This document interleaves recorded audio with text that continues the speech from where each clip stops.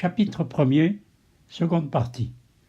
Pendant 4 siècles, du VIe siècle au IXe siècle inclusivement, les Bretons et les Francs, peuples ennemis, se combattent avec un acharnement qui confine à la férocité. Les Francs, venus de Belgique, n'arrivent dans le nord de la Gaule qu'à la fin du Ve siècle, après 475. Ils franchissent la rivière Somme en 486 et le fleuve Loire vers 491. Clovis, roi des Francs saliens, qui a laissé un nom célèbre dans l'histoire, succède à l'âge de 15 ans à son père décédé, le roi Childéric. Les Francs saliens sont un petit peuple établi dans ce qui va devenir la Belgique, dans une région proche de la ville dénommée actuellement Lille. Les Francs n'arrivent donc en Gaule que bien après les Bretons, qui, nous l'avons dit, commencent à émigrer en Armorique dès la fin du IIIe siècle. Ils sont d'ailleurs très peu nombreux. On estime que leur nombre total n'excède pas 2% de la population totale de la Gaule, une sorte de goutte d'eau donc, dans l'océan. Mais ils sont conquérants. Ils descendent rapidement vers le sud et soumettent un vaste territoire jusqu'aux Pyrénées.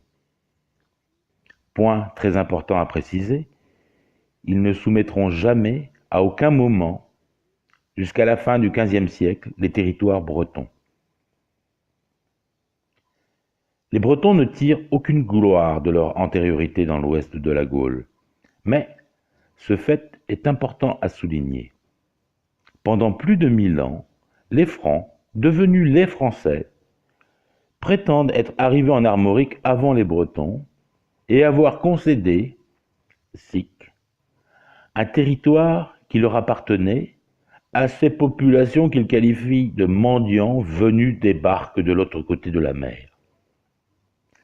Cette phrase insensée est extraite du long texte de Hermold le Noir, rédigé à l'occasion de l'expédition des Francs en Bretagne en 818.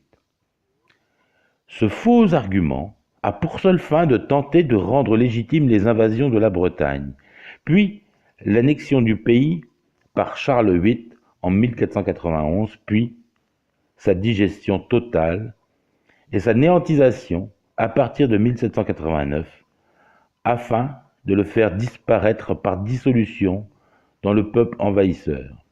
Cette imposture a eu la vie longue et n'a été démentie qu'assez récemment.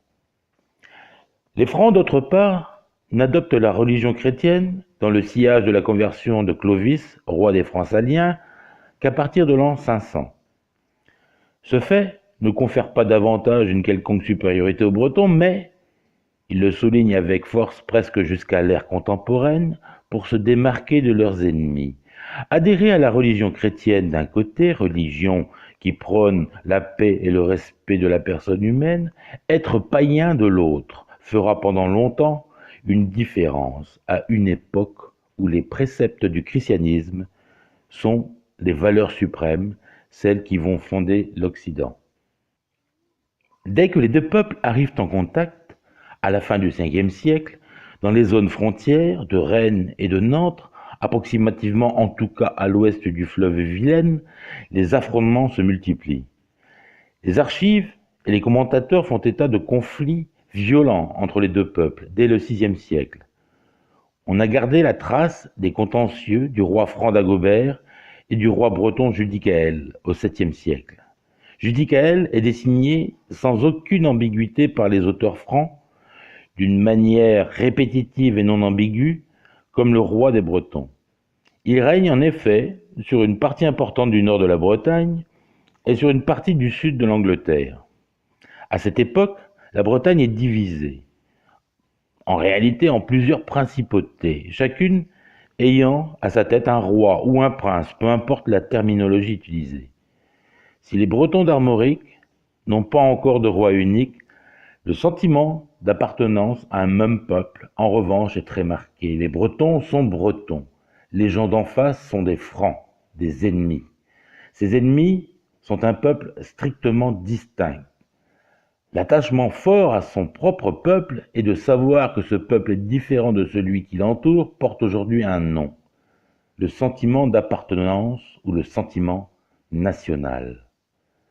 L'heureuse conservation quasi miraculeuse d'archives plus nombreuses au IXe siècle permet de jeter une lumière crue sur ce que sont les relations extrêmement conflictuelles et violentes des Bretons et des Francs. Les Bretons font des expéditions répétées en territoire franc, en particulier à Rennes et à Nantes, causant des dégâts importants. Les Francs, de leur côté, tentent d'envahir la Bretagne à plusieurs reprises, à la tête d'armées nombreuses, parfois conduites par leur roi et empereur en personne. Pépin le Bref, Charlemagne, Louis le Pieux, Charles le Chauve. Les dates de ces expéditions franques sont attestées par les archives conservées dans les monastères. 753, 786, 799, 811, 818, 824. Ces sources, il faut le souligner, sont concordantes. Aucun doute donc sur leur réalité. Les Bretons défendent leur pays avec férocité. Ce mot est celui qui convient. Il n'est nullement exagéré. Les Francs, malgré leur supériorité numérique très importante et les armées très supérieures en nombre, ne parviennent à remporter sur les Bretons que quelques succès brefs et géographiquement limités, dans la région de Vannes notamment. Les Francs sont régulièrement refoulés chez eux. Les Bretons, plus d'une fois, ont l'audace même de les poursuivre dans leur propre territoire. La combativité des Bretons est exceptionnelle, ce qu'attestent les archives du temps.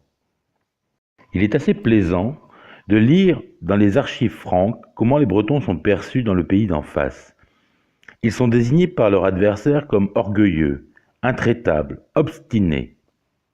Ces qualificatifs péjoratifs dans les écrits des Francs nous remplissent aujourd'hui de fierté.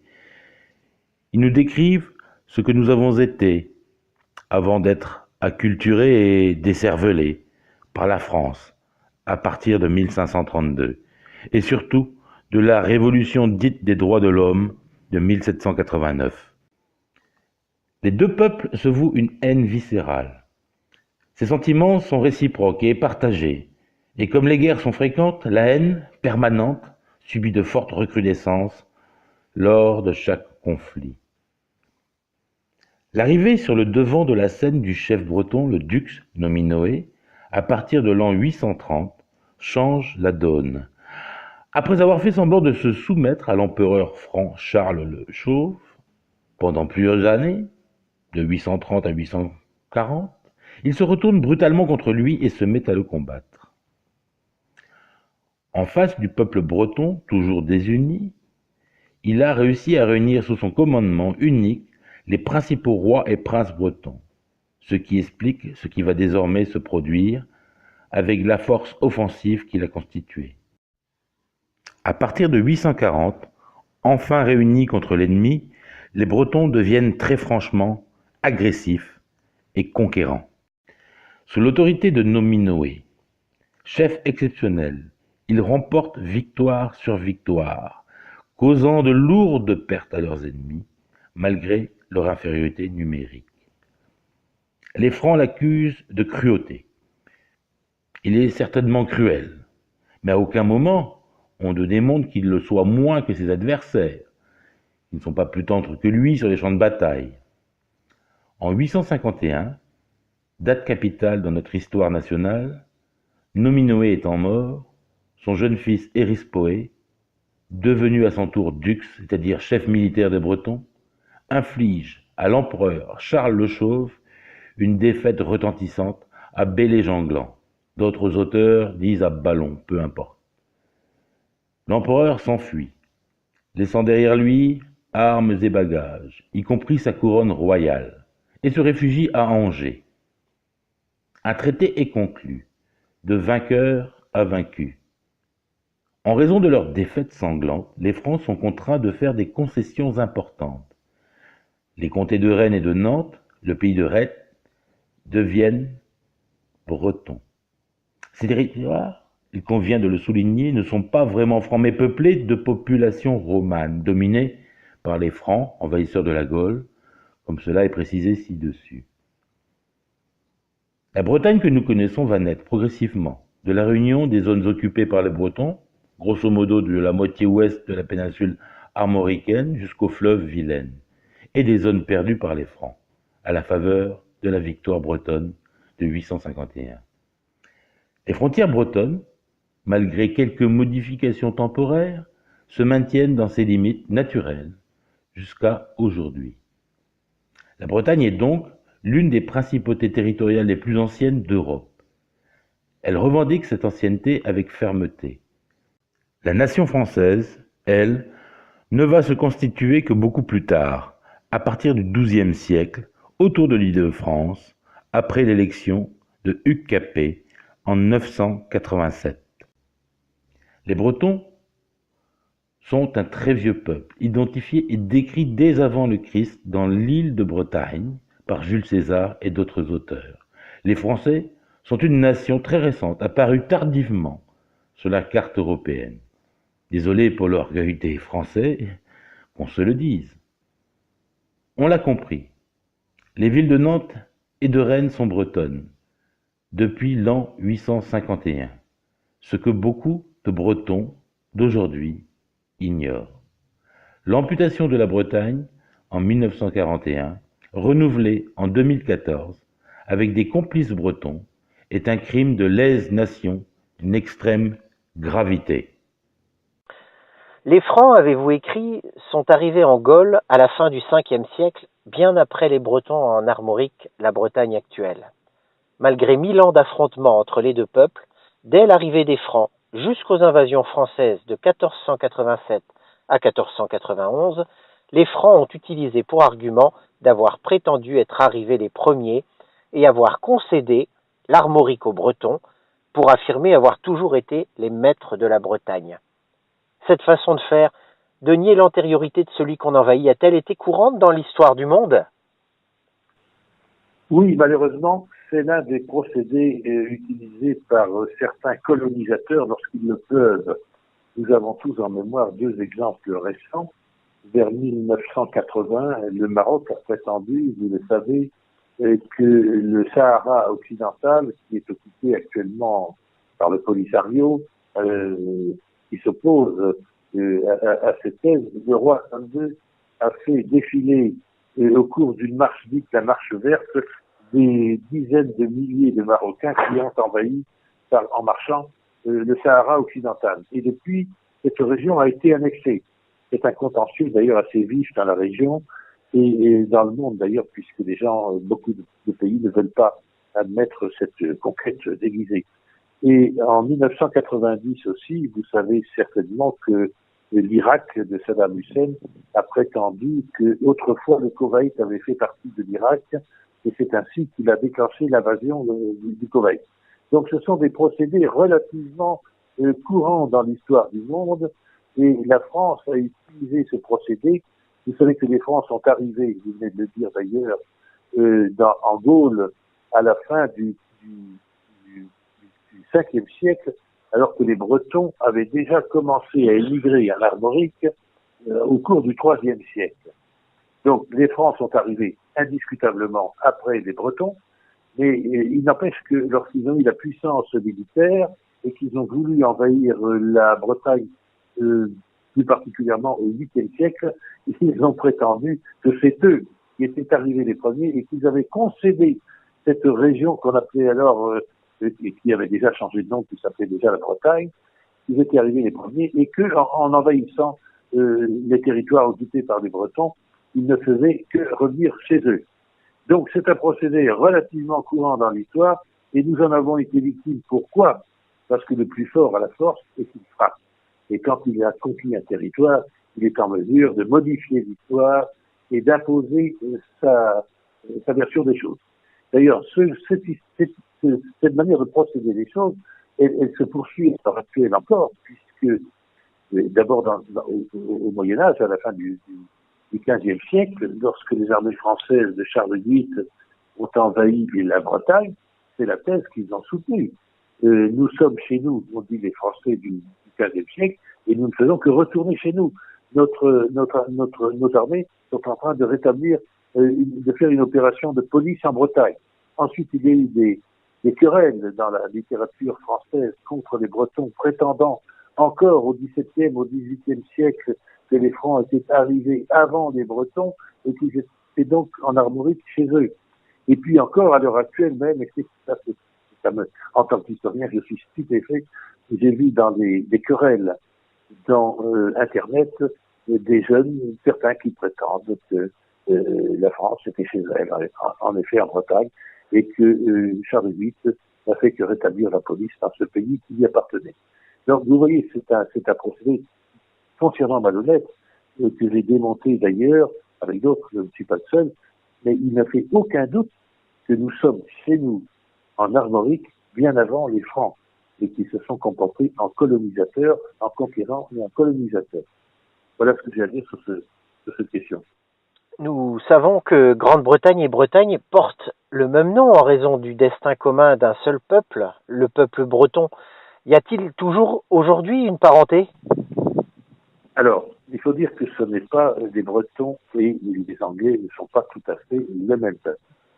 Les Bretons, qui sont dans le sud de l'Angleterre depuis, croit-on, le 5e siècle avant le Christ, ont été envahis par des peuples divers venant du nord, de l'est, de l'ouest, à savoir les Scots, les Pictes, les Irlandais de l'est, et en plus les Saxons, qui venaient de l'actuelle Allemagne, et puis également les envahisseurs du Nord qui plus tard se sont appelés les Vikings.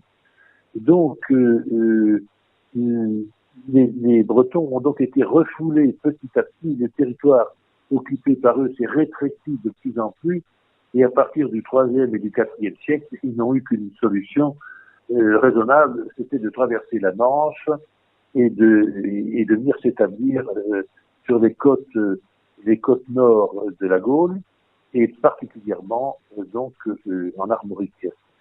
Donc il est resté en Bretagne, oui, la Grande-Bretagne actuelle s'appelait donc à l'époque l'île de Bretagne, elle est ainsi désignée par les auteurs.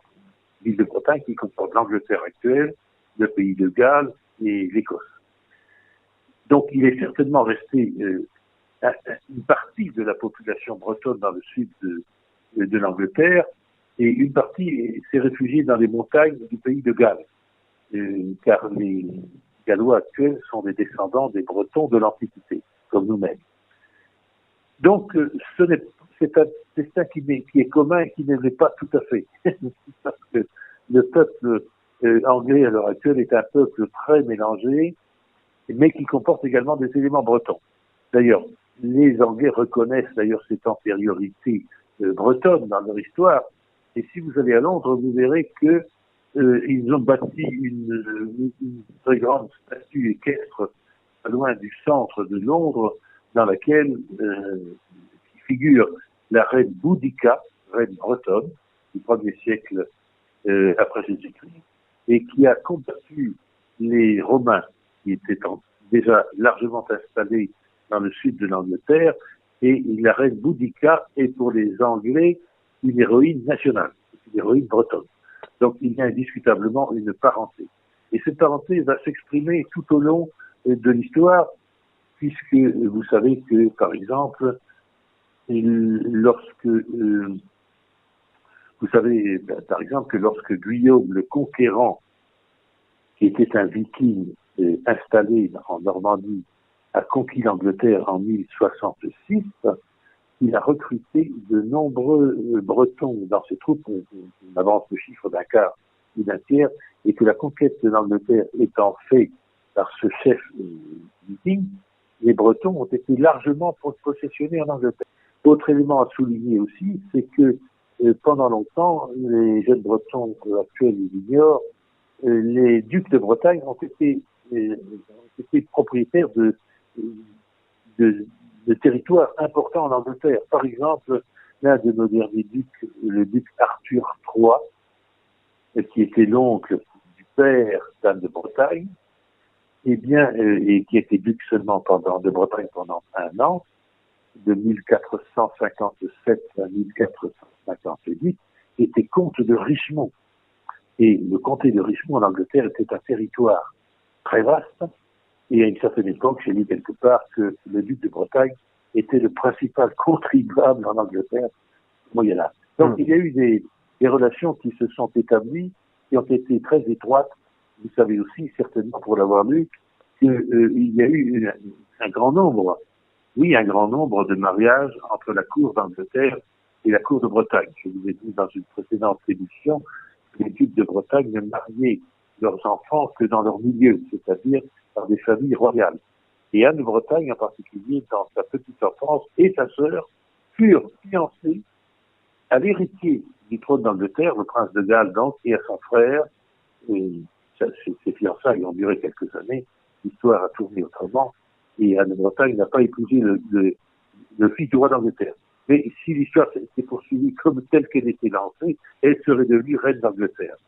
Il y a des tas de choses qui peuvent être soulignées. Par exemple, ceci est très important, puisque nous avons des lettres conservées, c'est que lorsque les Français envahissent la Bretagne de 1487 à 1491, les guerres d'invasion ont été terribles, nous y reviendrons. Elles ont ruiné la Bretagne, elles ont duré 5 ans. Eh bien, le roi d'Angleterre écrit au roi de France, la Bretagne est la petite Angleterre. La Bretagne est la petite Angleterre. Donc il y a une parenté très étroite entre ces deux pays, et il va jusqu'à écrire, je crois avoir publié dans une très longue chronique qui se trouve sur Internet, que le roi d'Angleterre dit au roi de France, si vous envahissez la Bretagne, eh bien comptez sur nous, parce que nous t'enverrons pour vous combattre jusqu'au dernier de nos soldats. Donc vous voyez, il y a une très étroite parenté entre l'Angleterre et la Bretagne, et en tout cas, ça fait à mon avis, il n'y en a aucune entre la France et la Bretagne. Voilà. Du coup, Monsieur Mélènec, pourquoi, contrairement à l'Angleterre, plusieurs historiens, dont des historiens bretons, continuent de nier l'existence de ces Bretons de l'Antiquité qui vivaient sur l'île de Bretagne, la Grande-Bretagne actuelle? Vous savez, ce phénomène de la négation d'une partie importante de l'histoire de la Bretagne est un phénomène récent, car nous avons eu en Bretagne des historiens de très grande qualité, et les jeunes Bretons l'ignorent également. Il y a eu d'Argentré, on peut lui faire quelques critiques, peu importe. Il y a eu Lebeau, il y a eu surtout beaucoup plus près de nous, dont Lobino, dont Maurice, qui était des dominicains, et qui ont disposé de ressources et d'équipes importantes pour écrire l'histoire de la Bretagne. Beaucoup plus près de nous, nous avons eu des historiens remarquables comme Planiol, comme Poquet du Haut-Lucé et la Borderie, qui ont été parfaitement honnêtes avec les insuffisances que comportait la recherche historique de leur temps, et qui ont écrit la véritable histoire. Et les choses changent à partir du moment où certains partis politiques s'emparent du ministère de l'Éducation nationale et de bien des choses dans l'administration. C'est une génération d'historiens qui nient l'histoire du passé. Vous allez comprendre de qui il s'agit.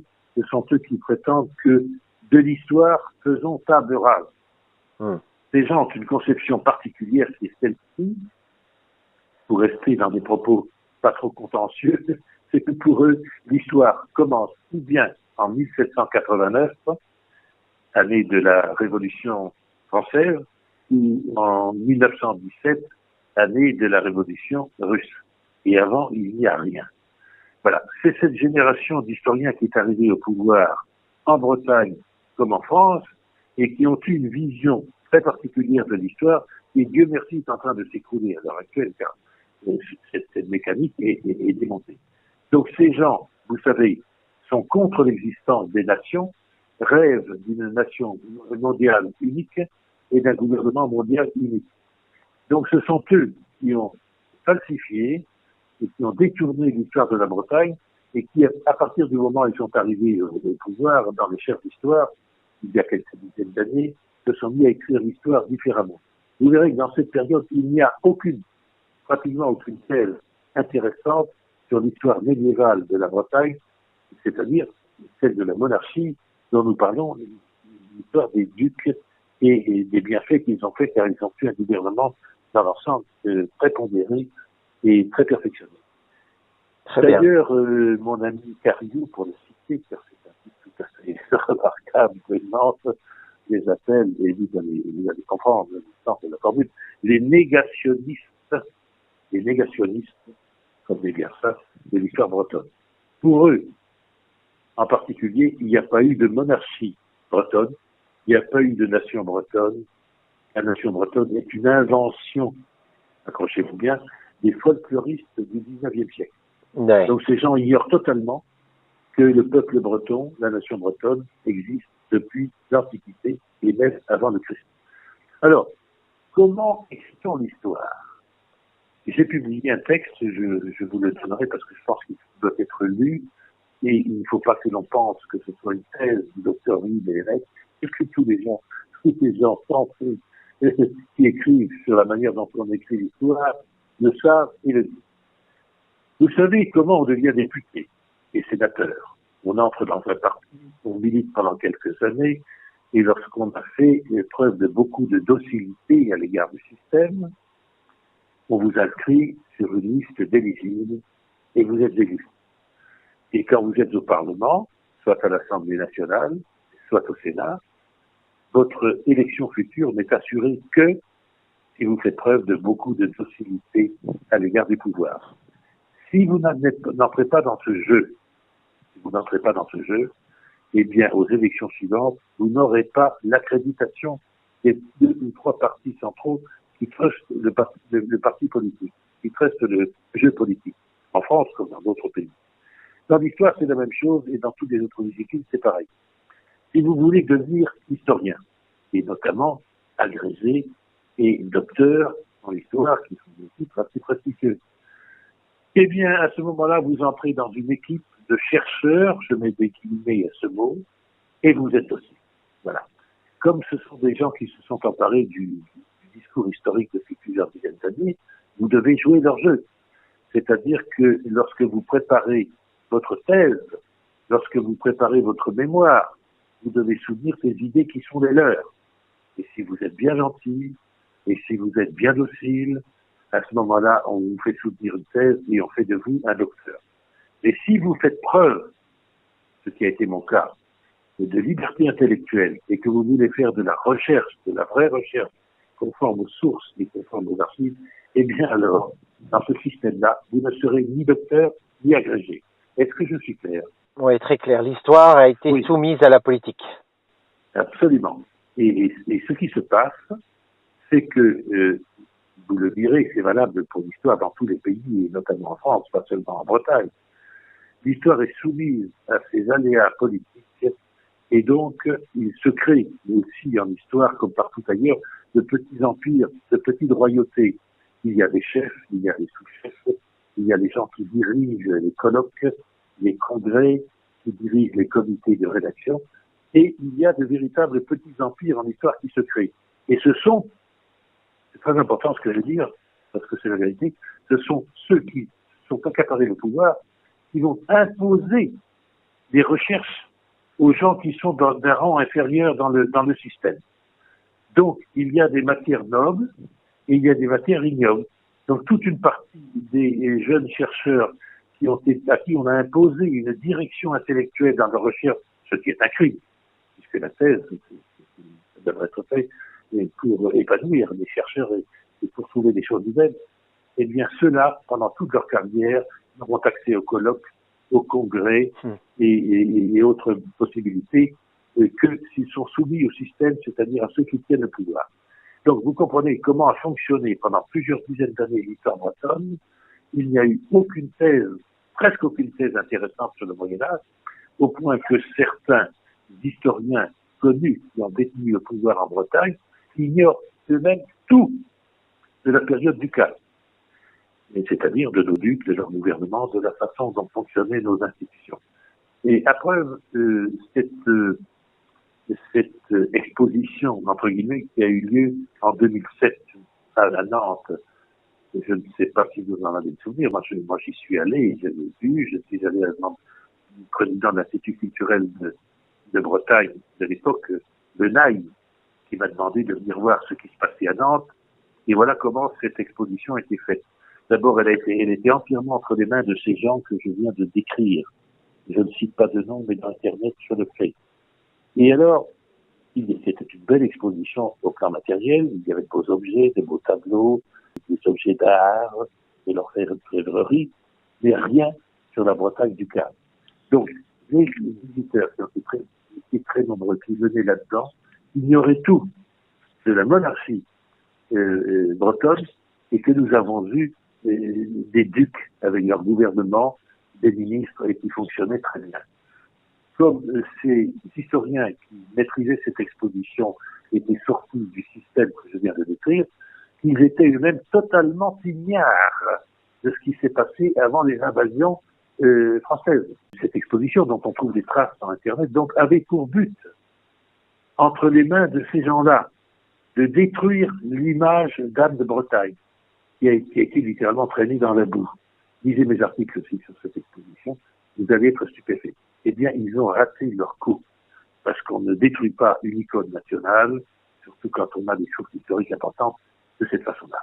Voilà donc ce que je vais vous dire, et je conclurai simplement. L'histoire de Bretagne à laquelle certains jeunes ont eu accès a été maîtrisée par des gens malhonnêtes. Je répète, que vous entendiez bien ce que je dis, par des gens malhonnêtes, et de plus, ignares, et qui ne connaissaient rien de notre histoire. Et il faut ajouter encore que quand on soutient une thèse, ça c'est très important, vous le lirez dans la littérature, et je ne suis pas le seul à le dire, c'est la vérité. Eh bien, quand on soutient une thèse, je viens de vous dire qu'il faut le faire d'une façon docile, mais on est influencé par le patron de thèse qui impose souvent les directions de recherche. Voilà pourquoi ces gens sortant de leur thèse, qui ne traitent pas du tout ce qui nous concerne, nous, Bretons, et notre histoire, ne connaissent rien de cette histoire ducale et monarchique, et quand ils ont terminé leur thèse, qui les a mobilisés pendant des années, ils sont épuisés et ils restent ignares. Je pèse mes mots. Vous trouverez dans un article de l'agence Bretagne Presse, ABP, un historien, je ne citerai pas son nom, car je tiens mon terme léger, exceptionnellement, qui est agrégé et qui est docteur, et qui pose la question, vous lirez cet article, il est important. La Bretagne a-t-elle été indépendante au Moyen-Âge? Point d'interrogation. Est-ce que vous vous rendez compte, cet article publié il y a 2 ans, qu'un historien agrégé, un docteur, pose cette question? Que c'est-il de l'histoire de la Bretagne? On comprend dans quel cadre il se situe là. On comprend ce qu'il choisit. Il a évolué depuis, car le travail se fait, et il admet maintenant qu'il y a une monarchie, et avant peu, il admettra qu'il n'y a jamais eu de traité d'union entre la Bretagne et la France. Et c'est pour ça qu'on travaille, c'est pour établir la vérité. Tout à fait. Pour revenir, Monsieur Mélènec, sur ces Bretons de l'île de Bretagne, a-t-on assez de sources pour affirmer leur existence et présenter qui ils étaient? Oui. Alors évidemment, on n'a pas de sources extrêmement détaillées, mais on en a très suffisamment pour que les Bretons actuels comprennent de quoi il s'agit. Et les Anglais aussi, puisqu'ils sont concernés par cette histoire qui est leur propre antiquité, comme je viens de le dire. Alors, les sources, quelles sont-elles? Il y a des auteurs antiques, il y en a plusieurs. Il y a le principal, je vous l'ai dit, je crois, dans une émission antérieure, c'est Jules César. Jules César, au 1er siècle avant le Christ, a fait avec des armées immenses 2 expéditions dans l'île de Bretagne, puisque c'est ainsi qu'elle se dénomme à l'époque. Il a écrit un livre remarquable, qui est une source très importante, La guerre des Gaules. Et dans la guerre des Gaules, il consacre plusieurs dizaines de pages au moins à ses expéditions en Grande-Bretagne. Et là, il décrit d'une façon précise ce que sont les petits royaumes bretons. Il y a d'autres sources de l'époque qui sont moins complètes, et en les recoupant, on arrive à reconstituer pas mal de choses. Et puis, il y a tout le reste. Il y a l'archéologie, il y a des traces de construction des Bretons de l'époque, il y a des monnaies, etc., etc. Et puis ensuite, il y a aussi les œuvres très imparfaites qui ont été écrites dans les siècles suivants et qui permettent de reconstituer les choses. Donc, on peut considérer, en ce qui nous concerne, qu'on est bien informé de ce que sont les Bretons d'avant Jules César, d'avant le Christ, et ce qu'ils vont être également sous la conquête romaine. Donc réponse positive, nous sommes bien informés. Très bien. Ces Bretons antiques ont-ils toujours vécu là, dans l'île de Bretagne? Non, les peuples d'Afrique, d'Europe et d'ailleurs ont peuplé les territoires qu'ils occupent par strates successives. Donc, j'avais lu, ça m'avait beaucoup amusé, c'était un jeune breton il y a quelques années qui écrivait dans Internet, et avec fierté, il voulait nous démontrer que nous avions une origine génétique unique. Donc, c'est flatteur, mais ce n'est pas vrai. Parce que l'île de Bretagne a été peuplée depuis plusieurs centaines de milliers d'années par d'autres peuples qu'on connaît mal, mais qui ont laissé des traces sous la forme de monuments néolithiques. Tout le monde connaît Stonehenge, qui se trouve pas très loin de Londres, et qui est constitué d'énormes blocs entassés savamment les uns sur les autres, et qui ont été transportés là, comme on a construit les pyramides ailleurs, entre l'an 3000 et l'an 1000.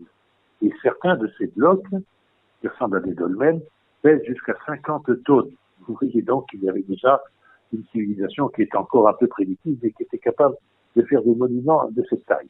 Donc, pour répondre précisément à votre question, les Celtes sont venus en Grande-Bretagne, dans l'île de Bretagne, donc, croit-on, il y a toujours de l'approximation dans ces temps anciens, vers le 5e siècle ou le 4e siècle avant Jésus-Christ.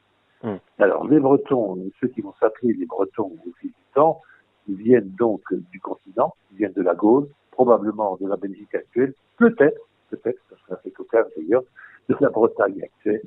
Je dis assez cocasse parce que lorsqu'ils vont émigrer à partir du 3e siècle, ils ne font en somme que retourner chez eux, si cette hypothèse est vraie. En tout cas, ils viennent forcément du continent, ils appartiennent à la civilisation celte, ils vont s'établir là et se développer là. Voilà, l'époque à laquelle les Bretons sont arrivés. Et les Bretons, donc, je vous l'ai dit, ont commencé à immigrer en Armorique vers le 3e siècle. Les émigrations se sont poursuivies et accentuées au cours des siècles suivants. Je pense avoir répondu à votre question. Tout à fait, donc, oui. Les Bretons de l'île de Bretagne, ce sont des strates de population qui se sont accumulées. Ils ont été les plus forts. Ils ont certainement fait des enfants, comment dire, au paysage local. et tout cela s'est mélangé comme partout ailleurs. Ces Bretons de Grande-Bretagne, de l'île de Bretagne, comment étaient-ils organisés sur le plan politique et territorial? Leur organisation n'est pas bien particulière si l'on connaît l'histoire des institutions. Et je dois dire que l'un des points importants de ma formation, ça a été de m'informer de la façon dont les civilisations et les pays, les nations étaient gouvernés au fil du temps, de l'Antiquité jusqu'à aujourd'hui. Ils sont arrivés à un certain stade de civilisation, et les Bretons de l'époque sont divisés en petits royaumes. Combien y en a-t-il, grosso modo, pour fixer les idées? Une dizaine environ dans le sud de l'Angleterre, de la taille approximative d'un département actuel français, ce qui fixe les idées.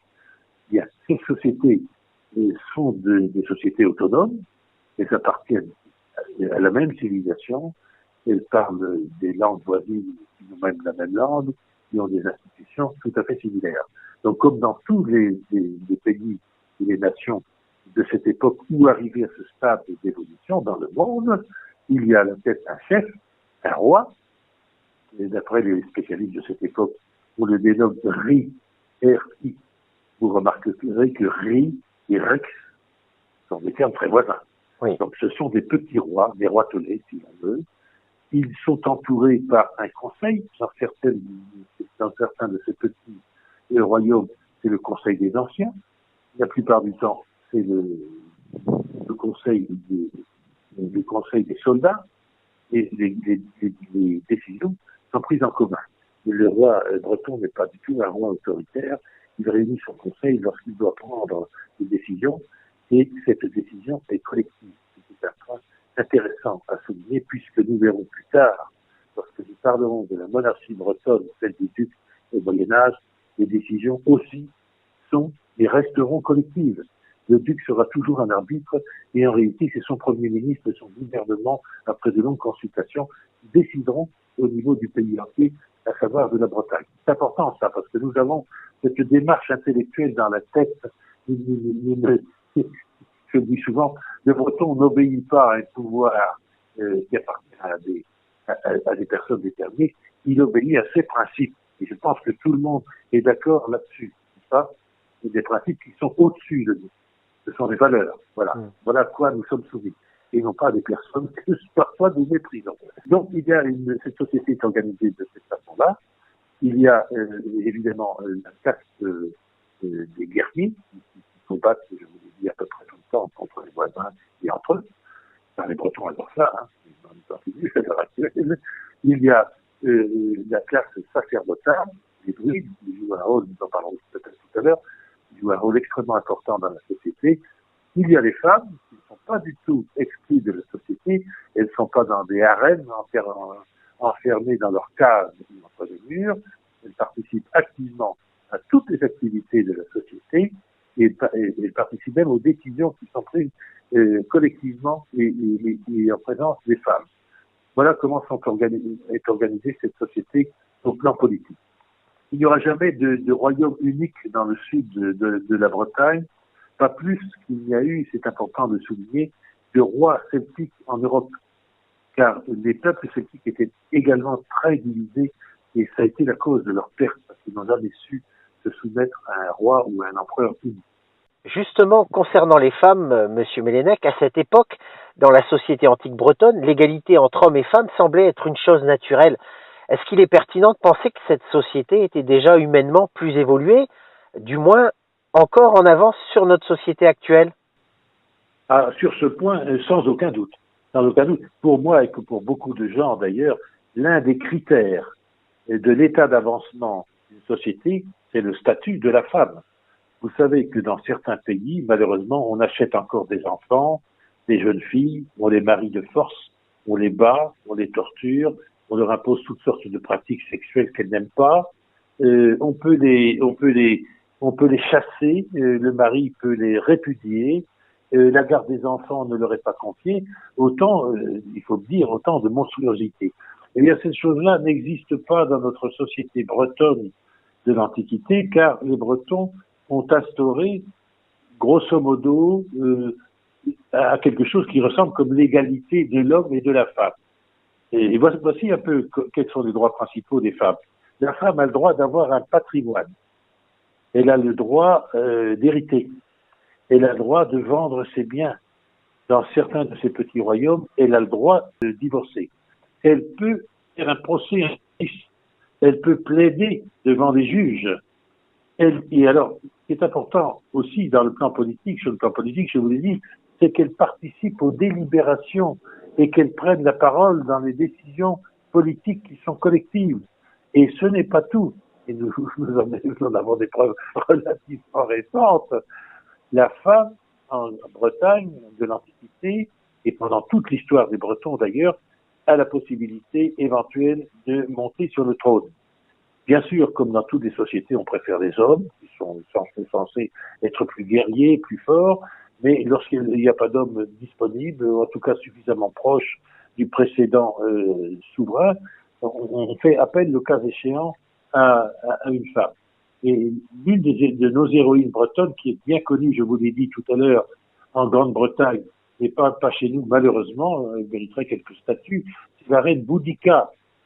Jules César, à la suite de ces deux expéditions au 1er siècle avant Jésus-Christ, a dû rembarquer, c'est tout. Il n'a pas pu faire d'emblée la conquête de l'île de Bretagne. Mais sous l'empereur Claude, en l'an 40, au 1er siècle après Jésus-Christ, les Romains sont revenus avec des troupes immenses et ont fait la conquête de l'Angleterre. Et le petit royaume breton des Icènes avait fait une alliance avec les Romains. Ce n'était pas par trahison, mais par nécessité. Vous savez, quand vous avez devant vous des immenses armées, vous n'êtes pas en situation de discuter.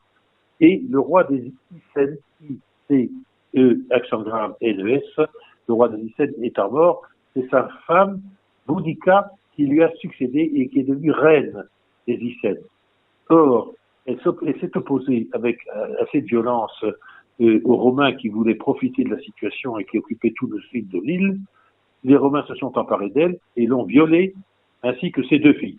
Alors, cette femme remarquable, qui est une donc des gloires de notre histoire bretonne, a soulevé les royaumes voisins et ont envahi les villes et qui étaient aux mains et qui étaient construites par les Romains et ont fait des dégâts colossaux, absolument colossaux.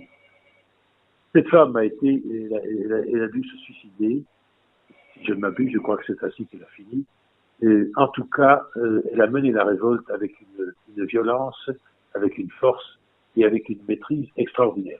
Et dans l'histoire de la Bretagne, je ne vais pas la détailler ici, mais vous savez que nous avons eu plusieurs duchesses souveraines en Bretagne. Lorsque la duchesse accédait au trône, son mari prenait le titre de duc, mais il n'était pas duc en raison de sa propre personne ou de ses qualités, mais il était duc par sa femme.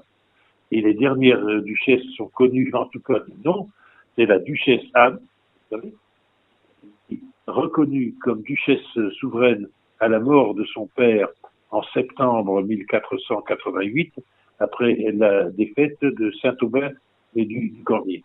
Et elle a été, malheureusement, la Bretagne a été détruite en 1488 et conquise par la France en 1491. Et contre son gré, cette duchesse a dû épouser son ennemi mortel, qui était le roi Charles VIII. Mais Charles VIII, fils de Louis XI, a eu l'heureuse idée de décéder assez vite. Il est mort en 1498, seulement 7 ans après ce mariage forcé. Et là, on a assisté à une chose magnifique, c'est que la duchesse Anne a repris la totalité des pouvoirs politiques. Elle a rétabli son chancelier, elle a rétabli son gouvernement, qui avait été supprimé par son mari Charles VIII. Elle a fait tirer des monnaies à son effigie et elle a épousé Louis XII, qui était son cousin, d'ailleurs un proche parent, qui était un brave homme, qui était un très bon roi d'ailleurs. Et pendant toute cette phase de sa vie, de 1498, année de la mort de son mari Charles VIII, et sa propre mort en janvier 1514, la Bretagne est redevenue totalement indépendante avec des pouvoirs qui ont effectivement gouverné. Donc, nous avons eu des femmes remarquables sur le trône et notre héroïne nationale, indiscutablement, pour laquelle j'ai beaucoup de respect, beaucoup d'admiration, c'est Anne de Bretagne. La dernière duchesse a été sa fille, Claude de France, mais la pauvre était débile mentale. Elle était débile mentale. Elle a épousé, par la volonté de son père, Louis XII, le roi François Ier, qui était une espèce de monstre et de nullité absolue. Et cette pauvre fille, non seulement son mari lui a volé sa fortune, mais elle n'a exercé aucun pouvoir parce qu'elle en était incapable. Et de toute façon, ni son mari, ni sa belle-mère, ni de Savoie ne l'auraient laissé gouverner quoi que ce soit en Bretagne. Donc ceci pour vous dire que la femme a un statut remarquable chez les Bretons. Et vous savez aussi, pour être né en Bretagne, et moi aussi, que, pour reprendre cette formule humoristique d'Alphonse Allais, en Bretagne, les femmes sont plus égales que les hommes. Et ce sont elles qui détiennent l'essentiel des pouvoirs dans les ménages. C'est souvent vrai. Donc, voilà 2000 ans que ça dure. Nous avons donc indiscutablement, sur ce plan, et je suis formel, 2000 ans d'avance sur la pauvre civilisation française, puisque vous savez qu'il y a encore un ministère des droits de la femme. Ils en sont là à faire un ministère des droits de la femme pour que la femme devienne égale de l'homme, alors que chez nous, cela existe depuis 2000 ans. Justement, la femme chez les Francs, nos ennemis, quel était son droit à elle Comme statut, c'était voilà. le statut d'être totalement inférieur. Et elle va les Francs qui vont imposer leurs valeurs et leur système de gouvernement dans la Gaule, peu à peu, eh bien, ils vont imposer cette façon de voir et de faire. Par exemple, nous avons des documents là qui sont certains extrêmement intéressants pour nous dans le cadre des idées que nous exposons là. C'est qu'au 8e siècle, les Bretons de Bretagne, les Bretons de Bretagne, donc qui ont émigré, qui sont des nombreux, eh bien, font participer aux offices, qui sont des offices chrétiens, des femmes. Les femmes assistent les prêtres assistent les prêtres et contribuent à administrer les sacrements.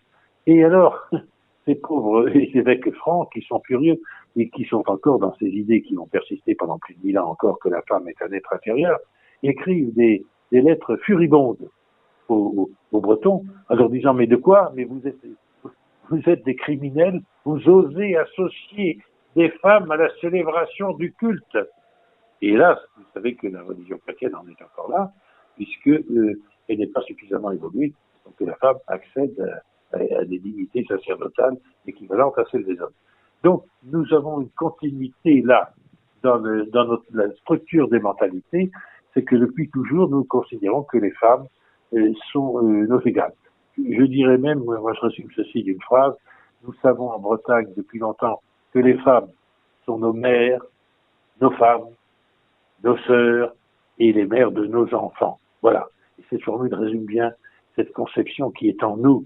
C'est le respect de la femme, qui est quelque chose d'absolu, et qui tranche d'une façon ferme avec la mentalité française, puisque vous savez qu'il y a encore quelques années, la femme devait demander l'autorisation écrite de son mari pour travailler, pour exercer une profession, pour agir en justice. Et les femmes françaises ne se sont vues accorder le droit de vote qu'en 1944, alors que chez nous, Bretons, les Bretonnes votent depuis l'Antiquité. Vous voyez la différence? Nous ne sommes pas du tout la même civilisation. Nous sommes des gens distincts. Nous n'invoquons pas la supériorité, ce serait stupide, mais nous invoquons en tout cas notre personnalité qui est la nôtre et qui n'est pas la personnalité française. La différence. Oui. Que sait-on d'eux, de cette société bretonne sur le plan militaire? Étaient-ils de bons guerriers? Ah oui, alors absolument, les Bretons sont des guerriers féroces. Ils le sont comme les Celtes, d'ailleurs vous savez que ce sont des Celtes. Les Celtes étaient des guerriers redoutables. Vous savez qu'ils ont conquis une partie de l'Europe et même qu'ils ont envahi, qu'ils ont conquis Rome à un moment donné. Et les Bretons, je vous l'ai dit tout à l'heure, se battent tout le temps. Ils se battent entre eux, d'une part, mais ils se battent aussi contre les peuples voisins qui tentent sans cesse de les envahir. Je les énumère à nouveau, les Pictes, les Scots, les Irlandais, les Saxons. Par conséquent, ils ont une très longue expérience des combats. Et d'après Jules César, d'ailleurs, ils s'entraînent tout le temps. L'entraînement est permanent. Lorsqu'ils ne sont pas en guerre, ils sont en entraînement.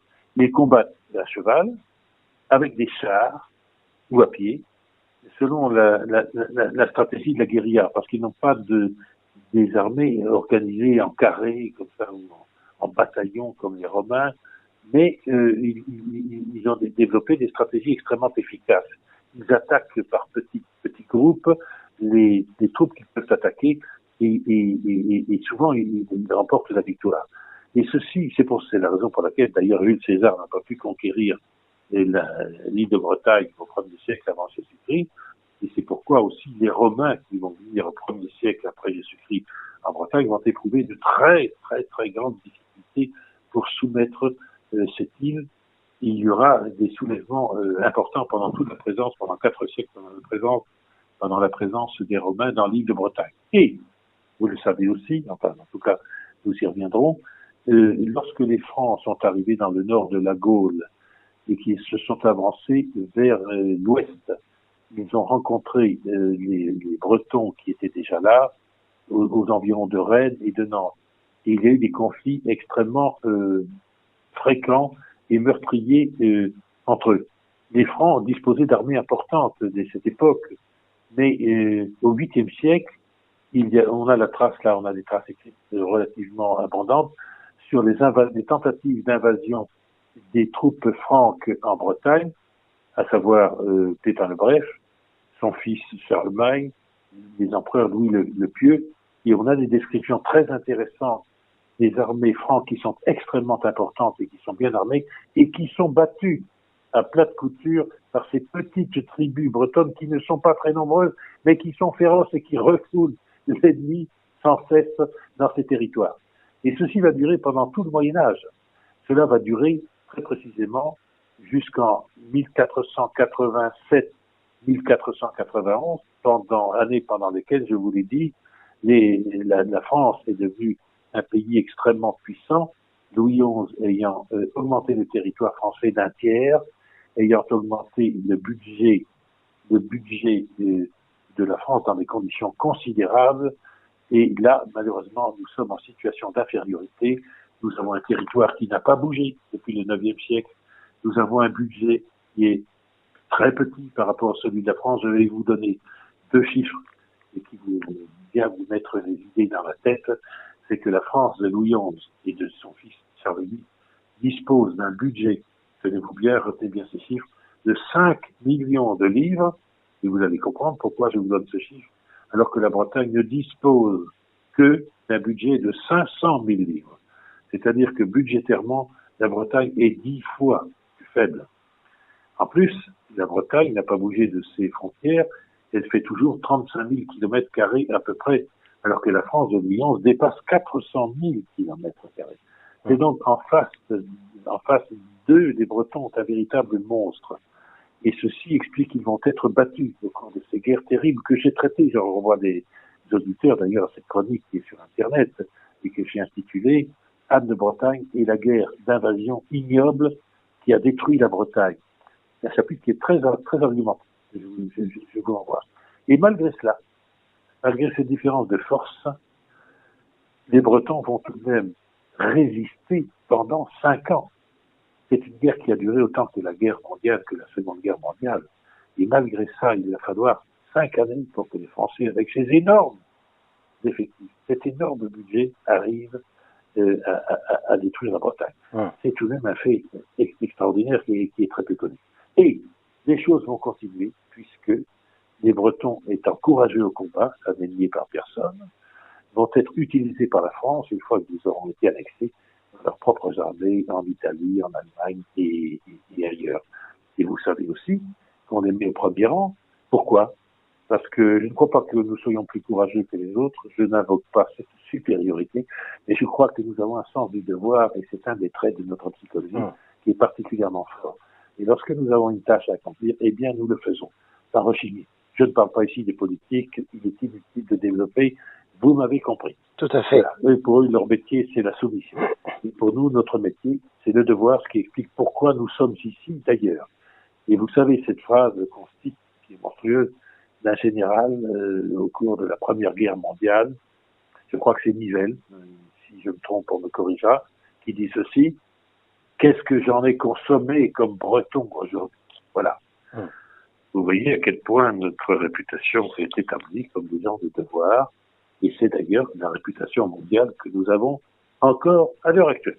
Est-ce que cette maîtrise militaire provenait de maîtrise technique? Est-ce qu'on était un peuple techniquement avancé? Oui, alors la Bretagne dispose, comme les Gaulois, d'ailleurs on est revenu sur cette idée que les Gaulois étaient un peuple inférieur. Non, c'était un peuple différent, ils maîtrisaient beaucoup de techniques, et les Bretons aussi, l'extraction des métaux, le travail des métaux, le travail des armes, l'agriculture. Bien sûr, il n'y a pas chez les Bretons de cette époque, c'est regrettable, mais c'est ainsi, des réalisations spectaculaires des Grecs, des routes, des temples, des bateaux. Si, les bateaux, si. Nous avons su construire des bateaux. Pensez que les Vénètes ont été battus par Jules César, mais que leur supériorité au niveau de la technique était importante à l'époque.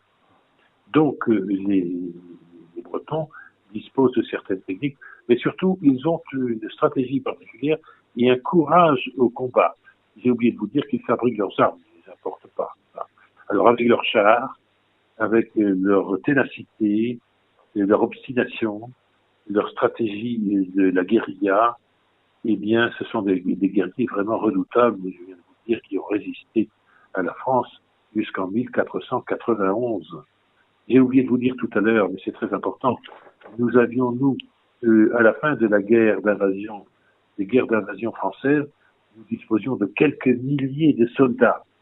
Et savez-vous, on le sait d'une façon certaine, de combien disposaient les Français en face? De 35 000 à 40 000 soldats, avec un budget énorme, des armes perfectionnées. Voilà, j'ai répondu à votre question. Oui. Oui. Nous sommes des gens fiables, nous savons faire face à nos adversaires et nous allons continuer. De la technique et du devoir, oui.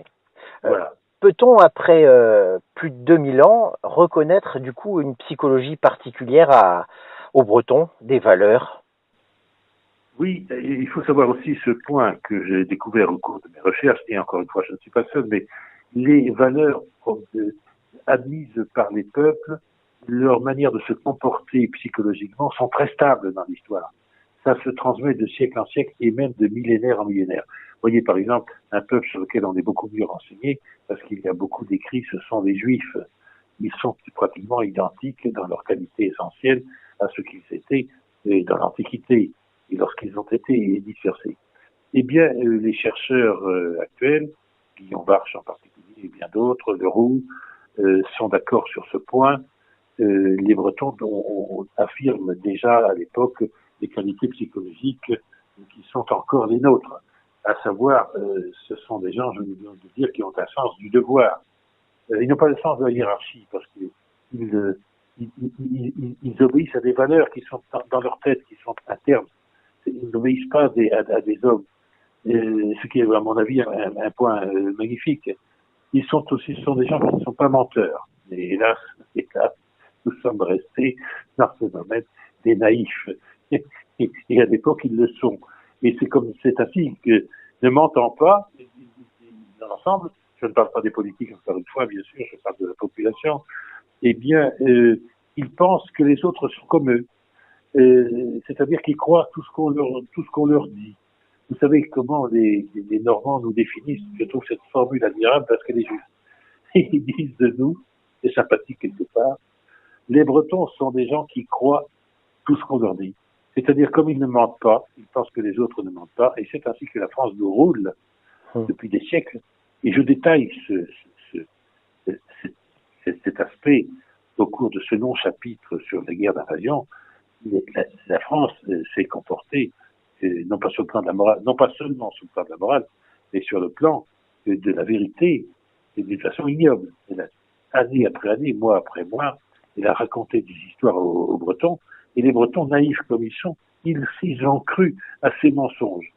Donc, sens du devoir, fiabilité, sens du travail, tout ça, ce sont des qualités qui existent déjà à l'époque. Vous lirez davantage de détails sur les spécialistes du temps, et quant à moi, je les confirme, et mieux, je les revendique. Que sait-on, Monsieur Mélènec, sur leur religion, je veux dire sur leur croyance, le druidisme? Alors, les Bretons de l'époque, qui sont des Celtes, je le rappelle une fois de plus, ont une religion qui évolue. Ce n'est pas du tout une religion de Plouc.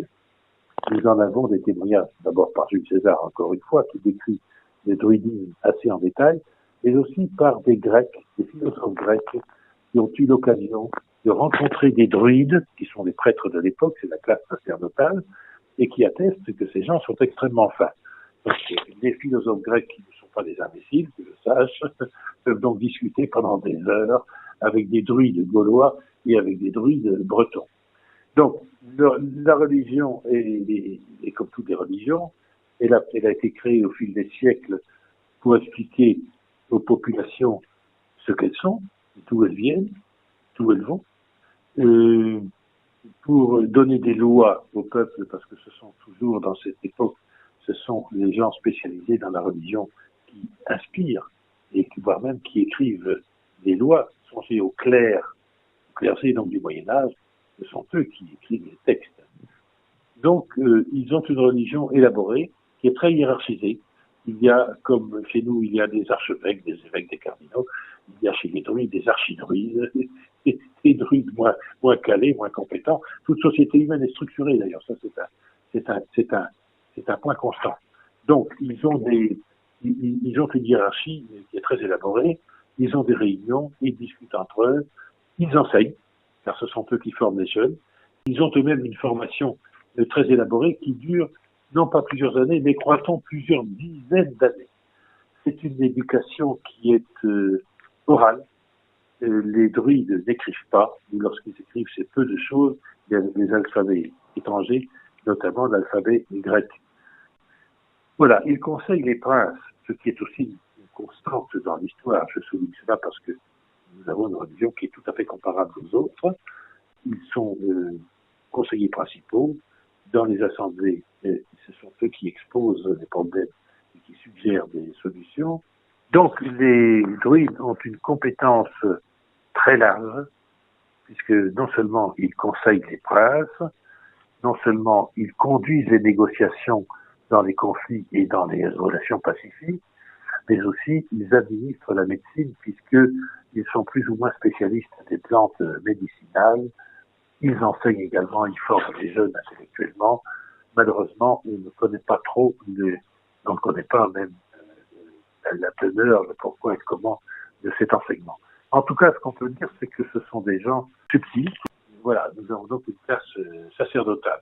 Il y a même aussi, nous avons, vous savez, de temps à autre, le pape réunit des conciles. Eh bien, il semble, d'après ce que j'ai lu, je crois que c'est Jules César qui le dit, qu'en Auvergne, tous les ans, ou tous les 2 ou 3 ans, les druides de tous les pays celtes se réunissent et ils forment ce que font les évêques et les archevêques et les cardinaux dans les conciles à Rome. Voilà. Donc, nous avons une religion évoluée. Que sait-on de leurs dieux? Pas grand-chose. Ils ont plusieurs dieux. C'est une religion polythéiste, proche de la nature. Ils ont évidemment un dieu de la guerre, un dieu de la paix, un dieu des moissons, un dieu des récoltes, etc. Ce peuple cultivait-il aussi un amour pour les arts? Nous en ont-ils laissé des preuves? Ah oui, absolument. Bien sûr, les preuves tangibles ne sont pas très fréquentes puisqu'il n'y a pas d'écriture, vous le savez, chez les druides. Mais les auteurs sont d'accord sur le fait qu'il y a une musique, une littérature orale. L'enseignement des druides, je vous l'ai dit, est oral. Mais il y a également, ce peuple, on le sait davantage par la littérature irlandaise qui est très proche de notre civilisation. Il y a eu des sagas, il y a eu des pièces de théâtre, peut-être pas au sens moderne, mais enfin, des représentations plus ou moins sacrées ou plus ou moins profanes. Il y a donc une littérature orale et on pense qu'elle est très riche. D'ailleurs, tous les peuples qui n'utilisent pas encore l'alphabet et qui ne sont pas familiarisés avec la lecture et l'écriture, il en existe en Océanie, il en existe au Brésil, il en existe en Afrique, eh bien, ont également une littérature orale. Donc, sur ce plan, il n'y a pas de doute. Il y a une musique qu'on n'en connaît à peu près rien, mais là où vous est resté des traces, ce sont des objets.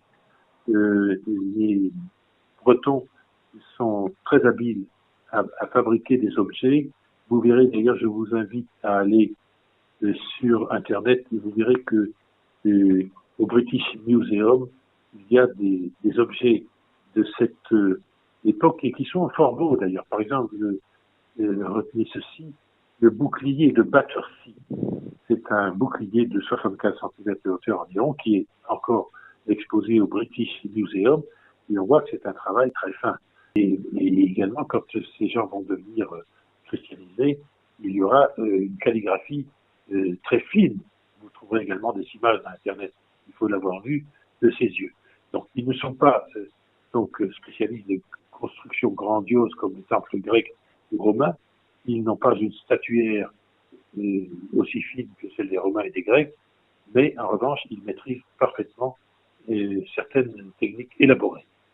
Vous avez fait le choix de ne pas être dans ces cadres de l'histoire qu'on vous a donné, et vous êtes à vous seul une machine de guerre. Qu'aurions-nous su si vous n'aviez pas écrit le livre bleu? Eh bien, je vais vous dire en toute sincérité, j'apprécie votre formule. Moi, tout seul, en effet, je crois être une machine de guerre et j'ai encore beaucoup d'énergie, vous savez, à mon âge. Il m'en reste encore beaucoup. Et quelqu'un me disait un jour, parce que je me suis battu contre l'État dans différents dossiers, et vous savez, je vais vous dire très rapidement, que l'État emploie, avec un Français, emploie plusieurs centaines de milliers de personnes au noir. Je répète, parce que vous savez, certains d'entre vous pensent que ma langue a fourché, pas du tout. La France, qui poursuit le moindre petit employeur qui emploie au noir une femme de ménage, emploie à l'heure actuelle plusieurs centaines de milliers de personnes au noir, dont 40 000 au ministère de la Justice, aveu qui a été fait il y a quelques années par Christiane Taubira. Donc, Olivier Pichon, qui est un type remarquable, qui m'a reçu, dès que je ne pourrais, j'injecterai sur Internet, ou je ferai injecter parce que je ne suis pas assez savant avec technique d'Internet, cette émission qui dure une vingtaine de minutes, dans laquelle je décris le combat que j'ai mené contre le gouvernement français et les ministres que j'ai traduits en justice d'ailleurs. Et il me dit cette phrase qui est magnifique, qui m'a flatté, je pense que oui, pourquoi pas. Mais, docteur Belenec, vous êtes à vous tout seul un lobby, qui est vrai aussi. Donc, eh bien, écoutez, je vais vous dire, si je n'avais pas été là, je crois qu'il n'y aurait eu aucun candidat pour remettre l'histoire bretonne dans ses rails. Je pense que vous seriez, tôt ou tard, vous étiez condamné avec ces gens qui ont enseigné et falsifié l'histoire pendant des dizaines d'années, vous auriez été condamné à être totalement assimilé. Voilà la réponse. Elle peut paraître orgueilleuse, mais elle n'est que la vérité. Vous êtes resté fidèle à nos valeurs bretonnes. Merci à vous. Bien. Merci à vous, Monsieur Mélenec. À tout de suite pour la troisième et dernière partie de ce chapitre.